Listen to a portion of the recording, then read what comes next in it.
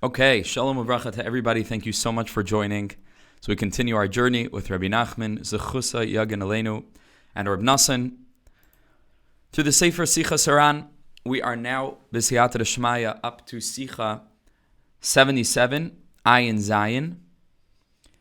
Having spent the last 3 weeks on Ayin Vav, Baruch Hashem, many people really reached out and expressed how that Sicha really changed things for them, broadened the possibilities for them to connect to Hashem's Torah in the deepest way. Chazdei Hashem, what a privilege that we have to learn these teachings together, and what a privilege it is for us. And this is not something that is new. It's something that happens again and again and again, where we sense the siyata d'shmaya that this particular shiur and chabura and series has, where again and again, the teachings that we just happen to be up to coincide exactly with where we are in the year and provide insight for us to be able to connect more deeply with whatever chag it happens to be that we're holding by.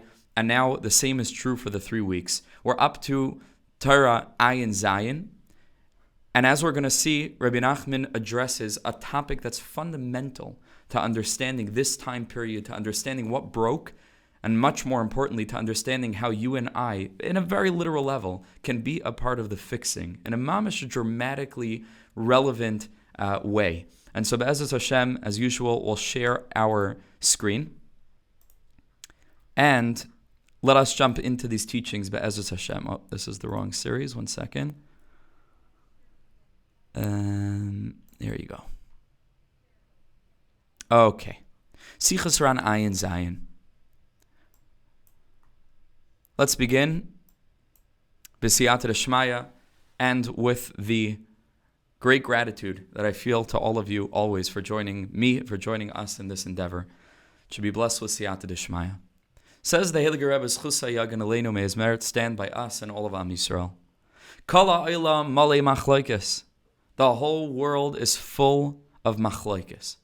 The whole world is absolutely saturated with discord, disagreements, fighting. Hein bein umas ha'olam, this is true for the nations of the world. V'chein b'chol ir v'ir, and every city and every locale is constantly beset by discord, by argumentation, by machlokes. And then he goes a little bit more specific even than that. V'chein b'chol bayis ubayis. There's no home that isn't beset, both in terms of the general location where the home is situated, bein hashchenim, how it relates to the interpersonal relationships between neighbors, and then within each home, ubein kol echad im ishtay, every person, he says, bein kol echad im ishtay, there's never been a husband and wife that haven't had some level of machlokes between them. That's normal. Ubenei beisai, and siblings, umisharsav ubanav, and the cleaning man or lady or anybody else who happens to be within the home, there's going to be machlokes there. Pretty dire, no, from the master of optimism, from Rebbe Nachman. But if you take a couple of steps back, you think about this, the way that the Rebbe portrayed this is that on every single level of human social function, from the most abstract, so to speak, macro level, when we speak about nations, to the most micro, when we speak about just a person's own apartment or a person's own home, the Rebbe says that every single strata, every layer and level of human interconnection is going to be filled with machlokes. And says the Rebbe, in the meantime, so dramatic and so heartbreaking. He says, in the meantime, and that's why I put it in bold here, ve'ein mi sheyasim alibay hatachlis. Everybody's busy fighting. Everybody is busy deciding what they want to oppose and what ideals they want to stand for, that in the name of these ideals they must stomp on somebody else. And in the meantime, says the Rebbe, precious moments are passing away. Nobody focuses their heart on the actual purpose for which we were put in this world. Shebechol yoyim v'yoyim ha'adam meis, says the Rebbe. And again, it's Breslov is unfortunately so often stereotyped as being this absolutely positively focused, optimistic approach where, everything is good all the time and every person is fine and everything is great and there's certainly a lot of that, but you don't expect to hear from Rabbi Nachman these 5 words. Shebechol yom v'yom ha'adam meis.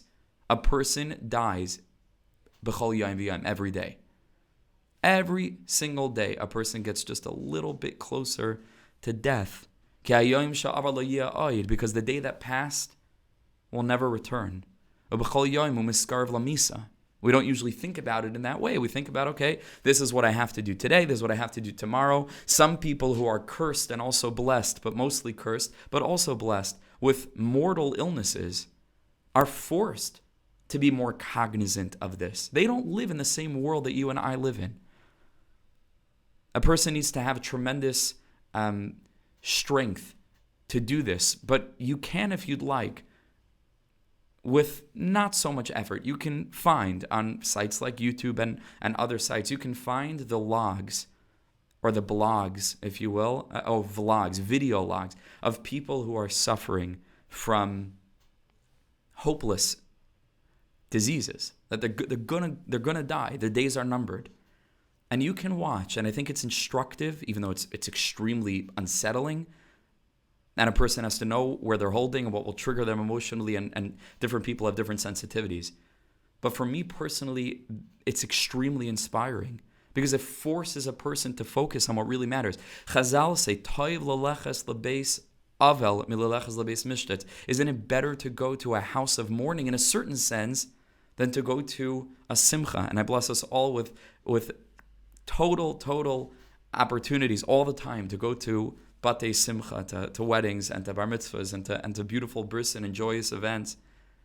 But there's something to be gained. It's like a different life. It's like a different world that these people are living in, because they're forced to confront their mortality. You and I are not going to be here forever. To a healthy, normal person, very difficult to hold on to this perspective all the time. Very challenging. But says the Rebbe, it's something that we ought to think about, especially when, instead of focusing on this and striving, again, the Rebbe doesn't expect us, to recognize life is limited and then we're going to start living like angels. That's never the point. The point is we're not angels, we're humans. But the point is to have a growth-oriented mindset. Says the Rebbe, if a person could focus on this and recognize, every day the person is dying a little bit. So we're less likely to spend our time caught up in the emotions internally and the external activities that oftentimes accompany discord, machlokes, unpleasantness, pettiness. Says the Rebbe, we have to remember why we're here. Time is precious. Life is precious. Life is not guaranteed. Then the Rebbe says, V'da, and a person ought to know, Shahakol echad, that in truth, everything is one. Meaning, everything that we just spoke about, the machlokes between nations, the machlokes in cities, the machlokes between neighbors, the machlokes within one's home, it's all one aspect, it's all one thing. Sha'amachlokes shebeprati is bein ish ubeisai, v'chiyotze, kanizka le'el. The machlokes that a person has within his own home, and all the other layers of machlokes between shuls and between rabbanim and between tzaddikim, who gamkein mamish hamachlokes shebein hamalchus v'ha'umos. Fascinating thing. Says the Rebbe, it is exactly the same as the machlokes, as the discord between nations. It's exactly the same. Second. Okay, it's exactly the same, he says. Every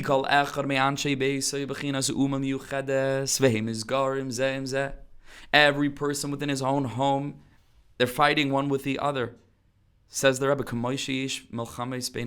it's the same thing like there are wars and battles between the nations of the world. Every person needs to recognize and understand, what nation am I? We know that the different nations of the world have different traits. This one is angry, and this one is more calm, and this one is interested in this thing, and this one has this ambition. Different natures. Says the Rebbe, the world is a lot smaller than you think. The world is a lot smaller than you think. When we stop to reflect on a household, says the Rebbe, it's the entire world. And every person is another nation. And even sometimes if one individual doesn't want to fight, and he just wants to stay out of it, right? He just wants to just sit in peace. He's got to come into that experience of discord and wars. It's the same thing when it comes to nations. Sometimes you find a nation that just wants to stay out of conflict, wants to be neutral, doesn't want to take a stance. It doesn't want to fight at all. It would be willing to make whatever concessions necessary to be able to stay out of the conflict. Says the Rebbe, before it knows it, it's being dragged into this experience of war. Because this side says you have to be on my side, until he ends up as part of the discord also, memela. Because he wants to stand for peace, and the others want to stand for war. And so, memela, you're also now a side of the battle. The same thing happens within a person's own home. Chas v'shalom. If a person has a fight in the family and somebody wants to stay neutral, that neutrality is also a side. Because this one feels that this person should be opposed to that one. And that one feels that this person really ought to be opposed to that one. And there's no way out. Says the Rebbe, there's no way out. Because every person is a whole world. And everything that goes on in the world is included within the person. Certainly the individual along with the members of his household. And there are conflicts that arise. And there are different interests. And those interests oftentimes come into conflict one with the other. There's machlokes. Now, before going further into the final point that the Rebbe makes in the Sicha, and then Be'ez Hashem, we have a lot to do. So we're going to take a look at very long Likutei Halachos. I really doubt we'll get through most of this, but maybe we'll split it into two shiur, and we'll do one this week and one leading up to unless next week is Tisha B'Av already. Okay, so we'll figure that out. Okay. No, leading up to Tisha B'Av. It's only Monday. Okay. So the Rebbe makes the last point over here. Before the Rebbe makes the last point, just wanted to talk out two nekudas that relate to this perspective. And the first is as follows. Sometimes a person reflects on the situation in the world at large. And we wonder, how can we have any impact on these situations? Gigantic nations with millions upon millions of people that are all stirred up in one side of a conflict toward the other. And the same is true for the other nation, stirred up in conflict in the other direction. We think to ourselves, what good is it? What use is it? We're just individuals. And what the Rebbe is doing here, and it should be obvious that this is true, the Rebbe is taking the whole and enabling us to recognize that the whole is nothing other than the sum of its parts. Which means that the concept of humanity doesn't exist. There is no human race. There isn't an inyan of billions and billions and billions of people that now become humankind. With nations that have millions of people and other nations that have millions of people. Says the Rebbe, no. There's only one person. There is one person 8 billion times. But this concept of humanity that seems so incredibly impossible to affect, to impact, says the Rebbe, let's not blow anything out of proportion. A war?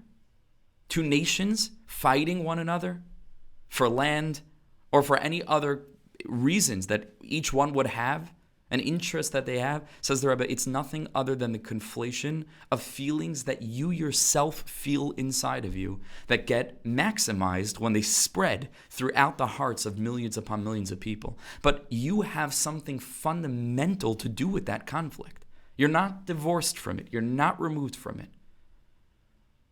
And in understanding this, you can have an impact and a bearing on that situation by trying to the best of your ability to overcome whatever tendency you have inside of you, that if it were to be externalized on the level of millions and millions of people, it would become a nation fighting against other nations. Tremendously powerful thing. That means one human being alone is an entire universe within him or herself. I can't change the world, but I can try to get myself in order. And if I can get myself in order, says the Rebbe, it's inestimable, the impact that has on the entire world, because the entire world is, in a sense, an extension of yourself. Because it isn't the entire world. It's the degree to which a particular energy of one kind or a particular energy of another kind is manifest within the world. And all that each of us individually are called upon to do is to turn down or to turn up the energies that are necessary within our own inner world. And if we can do that, we've done our part, not just vis-a-vis our own lives, but vis-a-vis the entirety of the world. That's point number one. Point number two, we're going to see in the context of the end of this lesson, which we're getting to now. And the Rebbe says like this, V'al kain therefore, sometimes when a person sits alone in a forest, it's possible for such a person to go crazy, to go out of his mind. If a person lives alone for too long in solitude. Says the Rebbe, why? Now there are many reasons why that might be. But the Rebbe gives a reason based on what we've been learning. The reason that this happens is he's alone. And because there's nobody else around him to manifest the energies of this nation or that nation, so all of that is taking place within his own self. And he's beset by a tremendous amount of inner conflict. Because he constantly has to shift his personality and his angle and his perspective and his focus from one angle to another angle. Because he's alone. And alone, all of the energies are manifesting in a very, very high degree vis-a-vis one another, because there is no other for them to unify as a force vis-a-vis someone else, in relation to someone else. It's just within himself. Because all of them are wrapped up within himself alone. Says the Rebbe, therefore, a person could go entirely insane. Because constantly different kinds of thoughts are arising from within that element in which he contains all the nations of the world. And all of them are speaking within. Because all of these energies are included within his own inner world. Aval, says the Rebbe, however, when he's sitting and dwelling really around other people, there's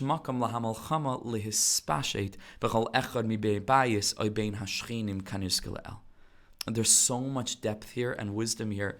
We could literally talk till the end just on this and the psychological implications. But what's beautiful about the Rebbe's Torah is that there's space, and we're going to speak about this now also. Actually, that's the rest of the shiur. There is space for every person to find their own angle. Chas v'shalom, should I ever give off the impression to you that the way that I happen to be giving over these teachings is the way of understanding them. It's not. It's my way of understanding them. If you find value in that, fantastic. That's great. But every person needs to approach the words of the tzaddikim, particularly Rabbi Nachman, who was in Neshama Klalis, finding your own, like what it means to you, what it says to you. And that's mamish like a foundation of my personal approach, right? It may not be of yours, in which case then I guess you do have to listen to me, but that gets confusing. But what spiritual individualism is super important to me. I mamish believe in it.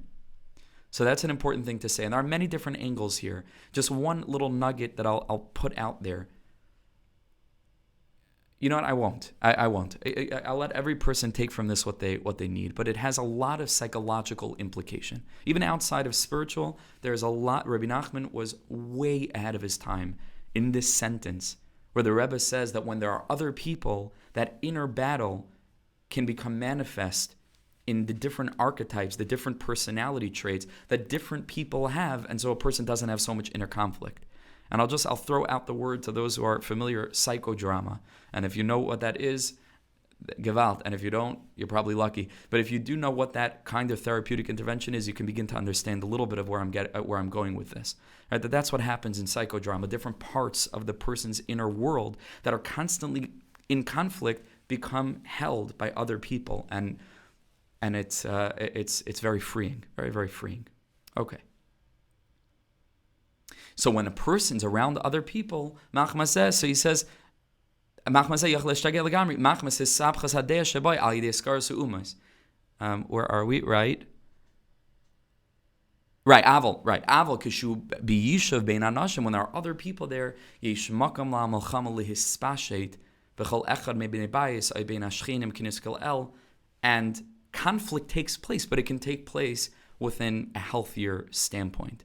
And I think just an important point to point out here is that ordinarily the way that we think of it is that a klal, a collectivity of different people coming together as a tzibur, one might think that leads to the erasure, to the eradication of each person's own personal standpoint. And what the Rebbe is saying over here is on the contrary. It's specifically when a person, hopefully in a healthy sense, a person gets together with other people, he doesn't start to become like them and they all become like each other, and now it's just like one mass of just, robots that look and act exactly the same, that are programmed the same. In a healthy setting, the opposite happens. When we come into contact with other people, it enables that element that is uniquely ours to manifest in a way that if we were alone, it wouldn't necessarily. We'd ourselves contain all these different elements. But when a person who's more chesed-oriented hangs around a person who's more gvura-oriented, so then all of a sudden their chesed shines. And they become more unique. They become more themselves when they hang around others, not less. And this is counterintuitive, because sometimes the way that we think about our systems is that the more that, masses of people get together, it's just one unit.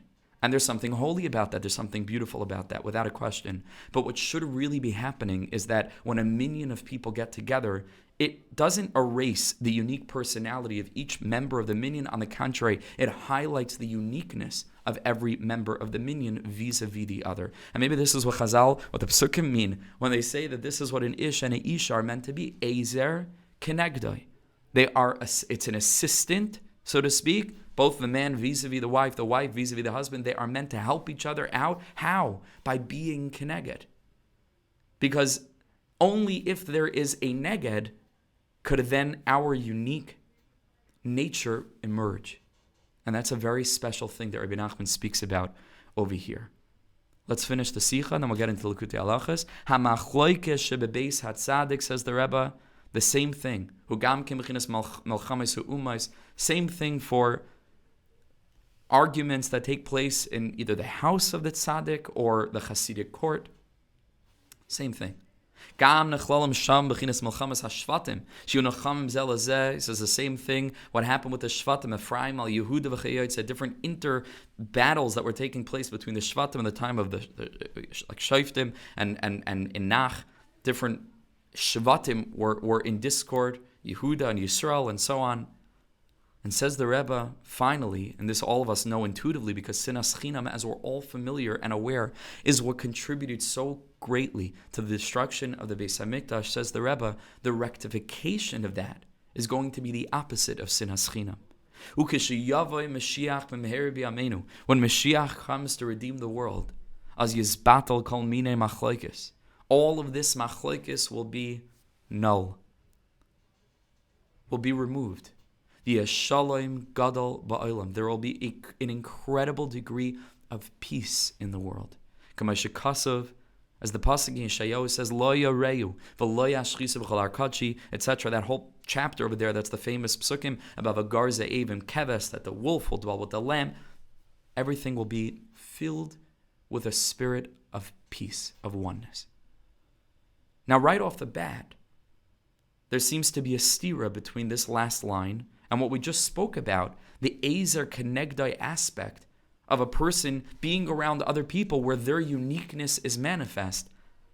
So isn't that a good thing? Why, when Mashiach comes, will be there such a great peace in the world of a Garza Evim Keves? All contrasting elements will just coexist as one. And I think that it should be clear that machlokes in and of itself, at its root, at its core, is not necessarily a detrimental thing. Machlokes. The shirish of the word machlokes is chelek. Chelek. Chelek means a piece. A puzzle box contains many different chalakim. Those pieces aren't at war one with the other. They're not in a state of machlokes. On the contrary, each one bringing its piece to the literal table, if that's where you happen to be putting the puzzle together, fits in with the other ones to complete a unified image. Shalom, peace, does not mean that everybody is now the same. It's not sameness. Peace is not sameness. Peace, even though they're spelled differently, connotes the ability for two separate pieces to merge. And therefore the pasuk doesn't say that the wolf will no longer be the wolf and the lamb will no longer be the lamb. It says that the wolf will dwell with the lamb. And the wolf will continue doing all the wolfy things that a wolf needs to do, as will the lamb. But they'll do so in coexistence. And that's crucially and fundamentally important to understand. When then does this potentially positive experience become the opposite? When each puzzle piece wants so strongly to manifest its chelek of the picture that it begins to negate all the others. And that it wants to claim that only it is worthy, and that it already contains the entirety of the portrait, which it doesn't. And therefore, it has no use for any of the other pieces. That's tragic. That's tragic, right? Because look what could have been and look what now is. And that's where machlokes crosses the boundary between not only positive, productive, and chas v'shalom becomes something that's absolutely destructive. And that's what Rebbe Nachman is going to teach in Likutei Halachos. Before taking a look at Likutei Halachos, just wanted to visit Sichos HaRan for a minute, which is a really, really, really interesting source. We can't now get into the whole background of the Rebbe's trip to Eretz Yisrael, but very briefly, Rebbe Nachman, toward the end of his life, traveled to Eretz Yisrael, which certainly wasn't a trip as easy as it is to make today. It was an extremely arduous trip. It took him 6 months to get to Eretz Yisrael. It was during the time that Napoleon attacked and began his conquest in the Middle East. It was not a simple time, and it was not a simple journey. And at one time during the journey in Sichos HaRan, we read, and there are a few passages about this, that Rebbe Nachman entered into what's referred to as a state of katnus, smallness. And the reason that he did this is because whatever the Rebbe was able to achieve by walking the soil of Eretz Yisrael certainly was not something that the Satan was going to let happen so easily. Rebbe Nachman actually said that he wanted all of the Torah that he had taught in the previous 20-odd years, a little bit more than that. Can't remember exactly how old he was when he left, but it was 20-plus years of Torah that he had been teaching since his bar mitzvah. Rebbe Nachman said he wanted it all erased, not published. Only what we have in Likutei HaRan is what he revealed in the last few years of his very short life. There are a few Torahs in the middle that are from pre-Eretz Yisrael.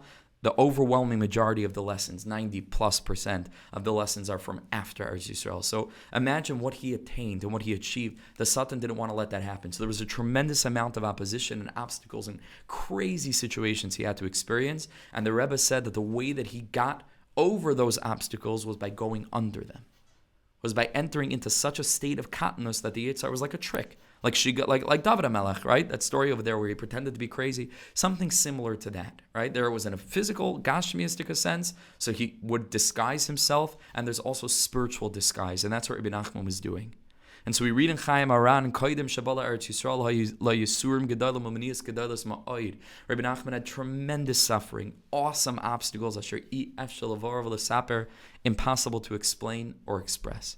Ubi Istanbul, in Istanbul, Hishlich Atzmoy L'Seich Katnus Muflag Asher Ein L'Shayir. Rebbe Nachman entered into a state of such katnus, smallness, immaturity, in order to go like under the radar, so to speak. We can't even imagine it. And here he described, V'hilbish atzmai b'malbish karua, he dressed himself in torn garments. V'alach yachif, he started walking in the street barefoot. Imagine, Rabbi Nachman of Breslev, whatever you imagine him as being, I don't think you imagine him as barefoot, unless you're thinking of like the nanachs, which is like also possible. Maybe they're really walking with the sicha. But v'halach yachif, he went barefoot, u'b'loi koiva eliyam, without a hat.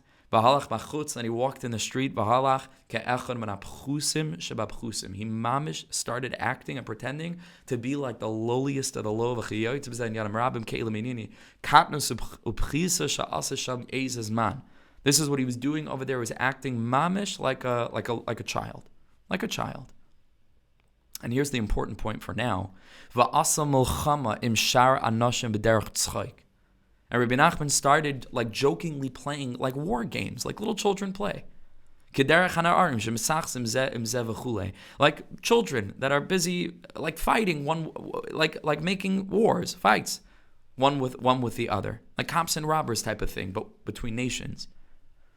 And this v'chule, I think, it's not brought here, but I think, because I know that I've seen it, and I wasn't able to track down the source, but I think that what this v'chule says, which means etc., so something was left out here, is that Rebbe Nachman appointed nations to different children.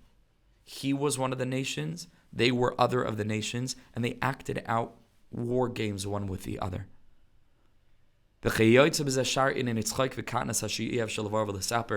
even speak about some of the things that were going on over there. A tremendous degree of tzchaik, of just childishness and immaturity, smallness. But what I took from here is that al derech le'eretz Yisrael, which is certainly a part of the construction of the Beis HaMikdash, trying to move toward that time period where v'lo yareu, v'lo yashchisu b'chol har kadshi, that from that place will shine out the light of peace. The Rebbe had to make tikkunim in this area of wars and individuals who manifest the nature of different nations, as the Rebbe did at that time and in that place.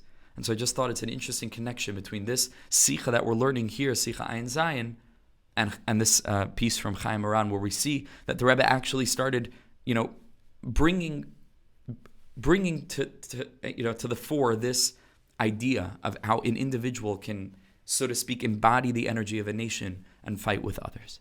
Okay, now let's take a look at this incredible teaching from Likutei Halachos. We'll try to read through it quickly. We still have some time. And b'siyata d'shmaya, we'll see how far we get. But it's fundamentally important. Mamish, fundamentally important, especially to people like us who feel passionate about a particular approach in Avodas Hashem. Most people, they don't feel passionate about really anything, but not anything in Yiddishkeit in the sense of like, wow, I found something that speaks to me. It's just like, whatever, I'm Orthodox Jew, and I'm not really passionate about one way or another. So some of this might not even be relevant, but for people that feel passionate about a tzaddik or a derech or a teaching, this is super, super crucial to understand. And it's something that I really have to work on a lot, and I'm aware of it. I try, Be'ezus Hashem. But let's read this teaching from Reb Nosson together. Says the Rebbe, says Reb Nosson, same thing. The primary choices that an individual makes is an aspect of victory.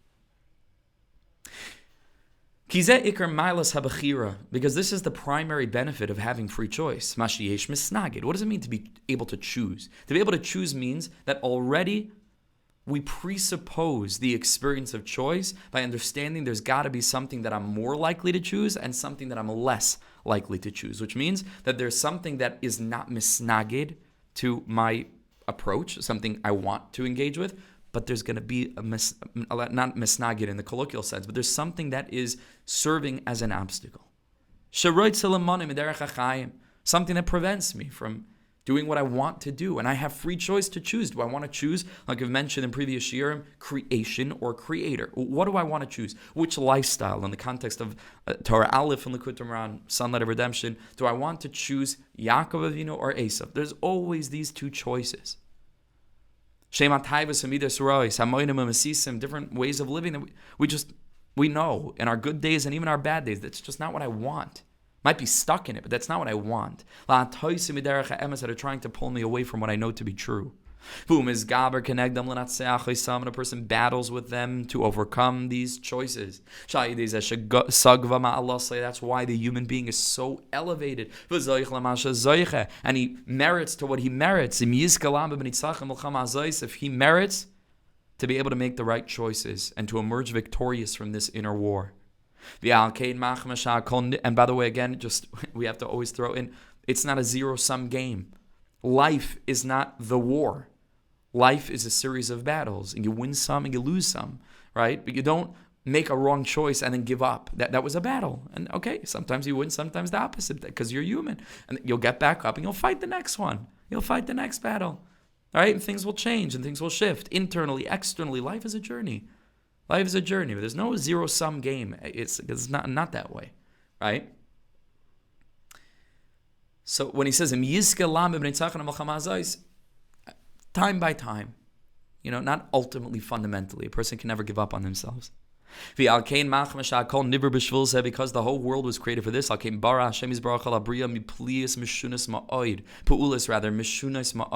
Therefore, the whole entirety of creation is composed of contrasting elements. We've been speaking about this in the Shabbos shiur. If any of the Chevra are following, we've been speaking very much about this the last couple of weeks in the context of Nagi bar Darsha Yichudcha Kfava Shamreim Pile Plais Chazi Hashem to very, very deep hasagas there. The same kind of idea that the way that we experience the world is filled with contrasting elements. And they're always battling one with the other. The different elements. Is there anything more different, one thing from the other, than fire and water? Right? Is there anything more different than air and earth? But the whole world is composed from these contrasting, conflicting elements. And they're all like in this tension. That's what it means. They're in a tension one with the other. But ultimately, the world works. The world works. It works in a phenomenal, incredible way. It works. If you have one thing wrong with your phone, it doesn't work. It's broken. Think about how much more infinitely complex nature is. Infinitely, we can't even imagine it. And it works. Nothing's wrong. Every single day we wake up, and we didn't even have to talk about the world. Going back to the previous point, we talk about the person who's an olam katan. Think about how much is right with you today. Whatever you think is wrong with you, there are infinitely more things right with you than wrong with you. No matter what is going on in your life, to be able to breathe a second, the person, even going back to people who are mortally ill, Chas v'shalom, Rahman al should never hear from such a thing. Kol zman that they are currently breathing this morning, I'm saying a little bit of a dramatic thing now, a person could have a malignant stage 4 cancer. There is more right with them in that moment than not right with them. Because just to take a breath is a miracle, is an absolute miracle. How many things have to be right in your body to be able to function? How many things have to be right with the world for there to be a new dawn and a new day? Incredible. And what makes it even more incredible is that understanding the elements of which all of nature is composed, you'd think that the world will blow apart every second. Because water has nothing to do with fire, and earth has nothing to do with air. So it's literally a pella, and I use that word specifically because that's what the Torah says, is the understanding of what we say when we use the restroom, when we come out, we say, Asher Yatzar, umafli lasais. It's a wonder. Says the Torah, what's the wonder? He says the wonder is that the person is made up of all these different contrasting elements and they function properly together. Neshama and guf, and that the air doesn't escape the body, all these different elements. Amazing thing. So every minute of a life, says Rebbe Nosson, we're reminded of the possibility for contrasting elements not only to devour one another, but to actually complement one another. Deepest thing. That's why Hashem had to make the world in such a strange, bizarre way, because it's a teaching. It's not that it happens to be this way. It is a teaching. And we're meant to be reminded of this every single waking moment when we engage with the world, and when we look ourselves in the mirror. It's a teaching. It's a Torah. That enables them to survive. Because everything balances out. That it's specifically through the individual elements and the contrasting natures of all things, it's specifically then that they function so beautifully. If there were to be too much of the element of fire, finished. If there'd be too much water, it's the end of the world. Everything works in tandem, one thing with the other. But the moment that one of those elements starts to move beyond the limit, the boundary, and it becomes more intense than the others, the whole thing is destroyed. That's why illness comes to the body when there's too much of one thing and not enough of the other. This is certainly true in neurobiology, even though modern science has somewhat moved away from that conception of the Arbi Yesodus, those four elements. That's how it used to be. In the time of the Rambam and all the Sfarim of that age spoke about healing from that standpoint. There are still some that believe in that today to a degree. But when you think about neurobiology and you think about the way in which the brain and the different chemicals and the different word that I'm looking for, serotonin, dopamine, all these different, there's a word for them, that are secreted by different parts of the brain, there has to be the right balance. Chas v'shalom, if a person has a kind of a brain tumor, chas v'shalom lo yaleinu, that can cause for the excretion. I mean, there's other problems too, obviously, but it can cause, because of pressure being placed on certain parts of the brain, for too much or too little of something to be excreted, which beyond the issue of the tumor in and of itself, can throw the body for a loop, Rahman al-Islan. And I know this nebuch from a family member. Crazy, where there's too much of something in the body, Hashem Yishmar, the destruction that can cause to a person. So the Rebbe, of course, was way ahead of his time. All these tzaddikim were. And they understood that this is the definition of unhealth when there's not a balance. And this is true across the board in every area of life. The definition of unhealth is imbalance. That's what unhealth means. Unhealthy, imbalanced. Because balance is health, and health is balance. Says the Rebbe, says Reb Nosson, "Ha'kol hu remez la adam." This whole thing is hinting to a person, "Sha'kol nivra b'shviloi." Everything in the world was created for you individually, each and every one of you, and for myself alone. Like we already said, a person contains the whole world within him. Sheyeda, for a person to know, that a person also needs to bring into creation what they need to bring into creation. But it cannot be chutz l'gvul. It's got to be in order, in measure. It's got to be to contribute to the synthesis and the balance of a world that is founded upon Torah and Avodah. It's got to be balanced, though. Not to manifest our own personality in such a way that we're trying to deepen our experience of kavod or for taivas. If it's for those reasons, it's chutz l'gvul, causes a destruction. In society, chas v'shalom, it causes a destruction. How many times have we seen this? Where even though someone's l'shem shemaim, rips a family apart, rips a shul apart, rips communities apart, because it's chutz l'gvul. It's like the ocean swelling beyond their gvul. It drowns a city. So that means that water is a terrible thing? No, water is a wonderful thing when it stays where it's supposed to stay. Hu harisas ha'olam chas v'shalom. That's what we call machlokes. V'al kain, therefore, afilu misha nirloi shekavanasi ala emes. Even a person who thinks that he really is intention is for the truth. He wants to go ahead and manifest his strength of character for the purpose of doing this holy thing or that holy thing. It's true. We got to be strong in this. Listen to these all-important words.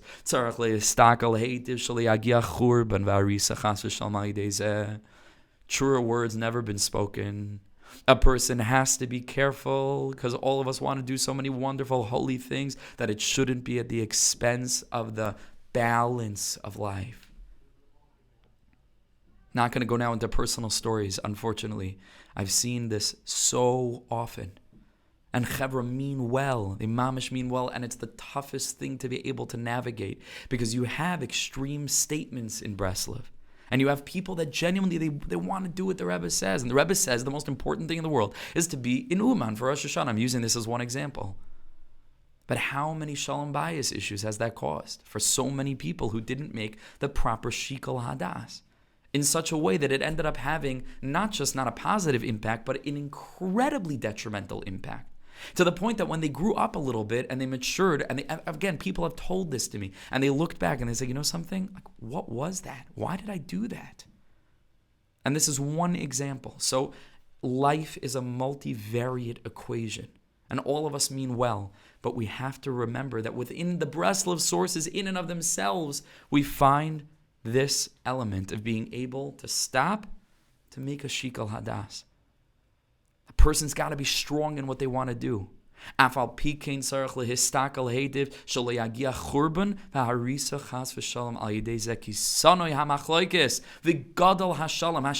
name is erased because of shalom bias. Hashem's own name is erased, as the Gemara tells us in the context of Saita. Chas v'shalom, to hold on to, I don't know if it's a Rabbanon, if it's a Diaraisa, if it's a Takana, if it's a Gezerah, I don't know what it is. To rip a family apart. Chas v'shalom. Gadol hashalom. Now, a person has to know that sometimes there are things you have to take a stand. That's where the conflict is. I don't want to either here say something extreme, to err on the side of caution. It's complicated. But engage with decisions with this awareness. Right, that there are many, many different factors that come into play in any decision that we make. A person needs to try as much as possible to minimize machlokes. Even though this person thinks genuinely, and maybe they're right, that they are fighting Shem Shemayim for the right reason. Mikol shekain v'kol shekain shetzarich le'estakel al atzmi im kavanas al shemayim. That's a really tough one, right? To really start to do self-assessment and to really ask oneself, like, why do I really want to do this? Ki alev yodei im la'akel im le'ekel im la'akal kalos. Says Reb Nosson that the heart really knows if this is a good thing or if this is chas v'shalom not so good. Al Kain, and here comes the key point. I'm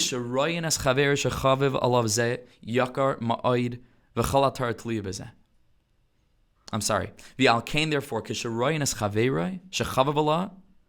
when a person sees another friend, and this is what the context of the halacha is, Rabbi Nosson is going on the halacha, that a person makes a shechiyanu when they see a friend that they hadn't seen in a very long time. Says Rabbi Nosson, wow. The whole entire Torah relies on two Jews seeing each other and giving each other a hug and expressing to each other how precious it is that they're friends, that they've seen each other. Is the foundation of the Torah. But the way that Rebbe Nosson is defining what's happening when two individuals can coexist is much deeper than just, it's important to love everyone. It's much deeper. Because the says Rebbe Nosson, what does it mean, v'ahavta l'reacha kamoicha? The premise of it is that you are different than your friend, and yet you're able to coexist. Says Rebbe Nosson, this is the foundation of the whole Torah. Balance is the foundation of the whole Torah. Health is the foundation of the whole Torah. Individuality within collectivity is the purpose of the whole Torah. V'yamar Rabbi Akiva zeh klal gadol b'Torah. It's the foundation of the whole Torah. Ki kol b'nei adam meshunim mid'aseihem. Zeh mizeh. Every person's different. Kama she'amar Rabbi Sinus Chana L'Bracha. And they didn't bemoan that fact. They celebrated it. Every person's different. And everything is because, like we said, that's how HaKadosh Baruch Hu created the world, that everything is different. The same is true for people. Every single individual is unique, is different, is special in a certain way. And when it comes to the realm of holiness, this is not a negative. This is the greatest positive ever. And if we could build a system around this and really stop trying to make each person like on an assembly line, how much more beautiful Yiddishkeit would be. Says Rebbe Nosson, U'b'kedusha, when it comes to the realm of holiness, tzrichim kol abachinas. We need every single individual not to be identical to their Rebbe, but to be them. We need every individual to be themselves. Everything we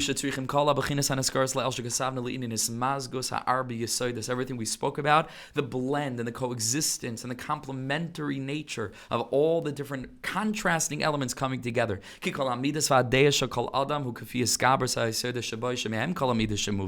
where midas come from. Some people are more fire people, some people are water people, some people are more air people. Different people have different yisodos, different sharish neshama.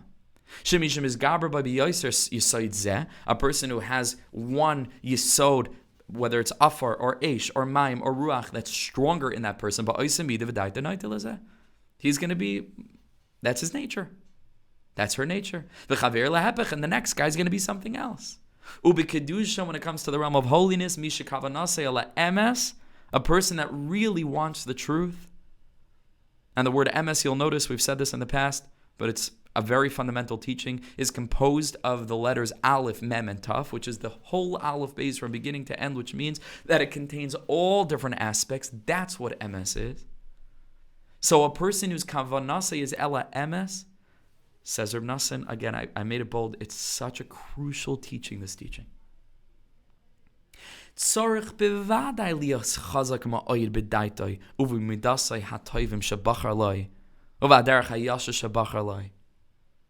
A person absolutely needs to hold true to his own unique element, to that path that he's chosen. Shebachar lei. That's another key word. We hardly choose anymore in our communities. We are chosen for. We don't choose. We've taken away bechira in a certain sense. How beautiful it is if a person chooses. Mamish chooses what they want to learn. This goes back to what we learned last time, right? Different drachim of learning. Person chooses what their sharish neshama is, without guilt and without shame and without pressure and anxiety. Choose. That path that's aligned with the person's own unique element. And a person cannot allow any person to come along and to knock them down. Got to be strong and firm in what you believe. I shouldn't have split the paragraphs. It's a continuation. Every person needs to be as kanamer, bold like a leopard, mamish bold. But this having been said, and all of this being absolutely true, the puzzle piece needs to recognize its unique contribution, but not to the negation of the other puzzle pieces. It's the strongest thing in the world. And this, by the way, we've spoken about, I believe, in chapter 5, in the story of our lives. Speaks a lot over there about the shvil menat sad, the path to the side, spiritual individualism. We speak over there about each person finding their own way. A person's got to be strong in their own individuality. But at the same time, we've got to allow others to choose their path too. And chas v'shalom, this shouldn't cause hatred between one person and another, because that person is not exactly doing what I think that person needs to do. A person should approach another person as saying, hey, there's a bigger picture here, and I'm a part of it, and you're a part of it, and I gotta be this part of it. And guess what? You got to be that part of it. And we can get along, and we can respect each other. This is what it means. It's not live and let live, okay, whatever, like we don't care about anybody else. On the contrary, we care so much about everybody else that we recognize the way in which that person cares just as deeply as I do about the thing that we both mutually care about, which is this portrait that both I and he or she are coming together to convey or to portray. He has to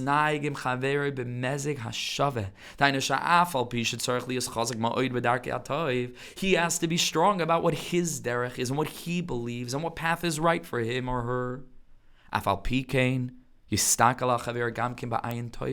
To begin to look at other people, you're trying, they're trying too. You found your way, they found their way. Let them be. Not only let them be as a b'diavad, like, okay, whatever, like they haven't found the truth yet. No. If they aren't what they need to be, you are less. You are made less if they are not doing what they need to do. Because the only reason you're doing what you need to do is to play your role in this collective image. And to the degree to which that person is really not remaining true to their own internal unique nature, the whole portrait misses out. And you miss out as well. And I miss out too. Says the Rebbe, you got to look at other people with an ayin toiva. To find some good in what that other person is doing, in a way. So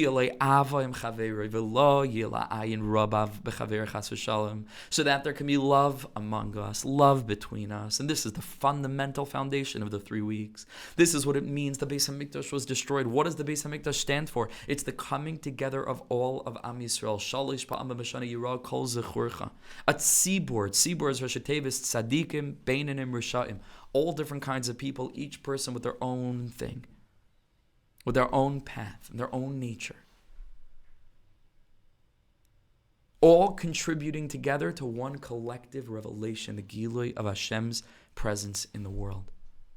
And when that stopped happening, when there was infighting, and when we lost this collective universal picture of what Am Yisrael is in this world to do, and it became about my way and your way, and this is the right way, no, this is the right way, and it became about pettiness and smallness, and when we minimized this great experience of Yiddishkeit to our own personal motivations, so chas v'shalom, it devolved into sinas chinam.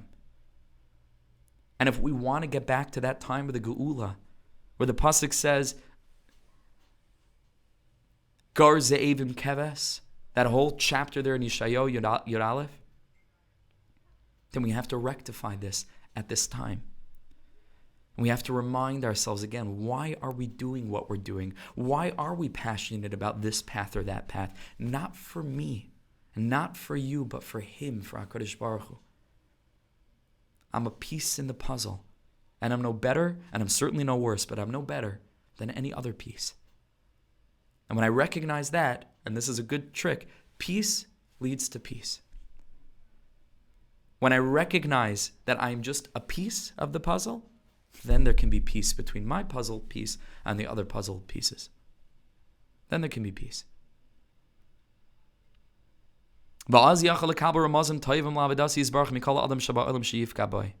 And then, says the Rebbe, you know what else happens? We stop being so defensive. We stop being so closed off to other people's perspectives. We're not threatened by other people anymore. On the contrary, we embrace different perspectives. We want to hear how other people think about things. We become more nuanced. And this is, I wish I had another hour now. I don't, but I have another minute. But every minute contains an hour. But I just say very, very briefly, and with this will end, and we'll have to do part 2, because every word here is really deserves full attention. One last point I'll make. I'm passionate about Breslov, you may have noticed, right? I'm really passionate about Rebbe Nachman. I really believe that Rebbe Nachman saved my life.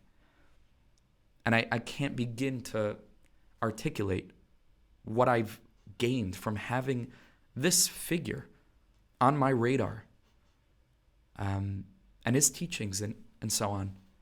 And so a lot of people can look at me as having one derech and one path, and I'm extremely, focused on one perspective, and then I go ahead and I say that this is a perspective that needs to be embraced by all, or that so many people can benefit. Just let them be. Because it seems contradictory in and of itself, right? And what I'd suggest, and this is something that I think about very often, is that it's not really that way. Because the message of Rabbi Nachman is for every person to be them. And so you can't portray the Breslover path as being one hyper-focused path, but there are others when the whole Breslov path is enabling people to embrace their own path, right? It's not a particularist approach. It is a approach that focuses so particularly on universality that it provides chizuk for every person in their own derech. And I think that's really important as a person that's passionate about Breslov, but is also passionate about these ideas, to be able to have in your weaponry, to be able, if you ever feel challenged in that way, like, that's a really important perspective. That's what Breslov is, right? Breslov really is something that's universally applicable. It encourages every person to fully and robustly engage with the Yiddishkeit that feels right to them. And that's what Breslov is, right? And so that's just an important thing to keep in mind as well. And with that, we'll close. Let's just get to the bold line and we'll finish. So he says a person is not worried anymore.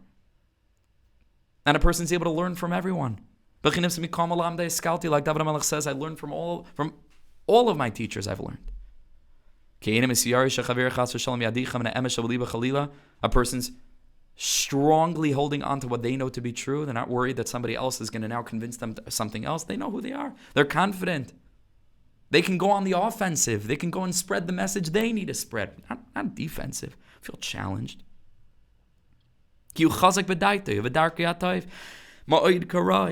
Person is strong in what they believe. But this doesn't lead to this doesn't lead to now looking down on other people and being suspicious of other people's messages and saying, I'm not interested to hear what anybody else has to say. On the contrary, that means even though it looks like a person's so strong, no, it means that they're so weak that they have to put up such big walls. No walls. Then you're very strong. Don't care. You have a strong army. You don't need walls. But God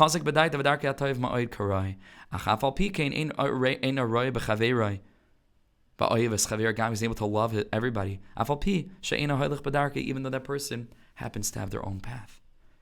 My sweetest, dearest friends, healthier words are very hard to come across in Sfarim. They just are, because every sefer is doing its thing, and it's all beautiful. We have to appreciate the sweetness of Reb Nosson, the normalcy. He was a normal person. He was a normal, healthy person. And I think that the more that we're reviewing these words, we can come to balance in our lives. And when we come to balance in our lives and there's shalom among ourselves, that's what Rabbi Nachman said in his Sicha, we bring peace to the whole world. We really do. We shine a light of balance and health and nuance to the whole world. We become much better people to hang around. Our friendships are stronger. We become more open people, and it doesn't threaten what we are and who we are and what we stand for. On the contrary, it can only aid. So remember, peace equals peace. Peace spelled like puzzle pieces, and peace collectively. That's who we are. Be strong in your inyan. Be strong in your inyan. But that doesn't mean that has to negate the value of all the other puzzle pieces. You can learn from them. They can learn from you. We can all learn from each other. Let's hold on to this universal drive of what all of us want. And not for me personally, for you personally, individual avodas Hashem. We're moving toward the Geula. We have to think about things in a very, very big way, in a broad way, in a deep way. What a privilege. What a privilege. Thank you for sharing this teaching with me, learning this with me. Ashreinu Chaver.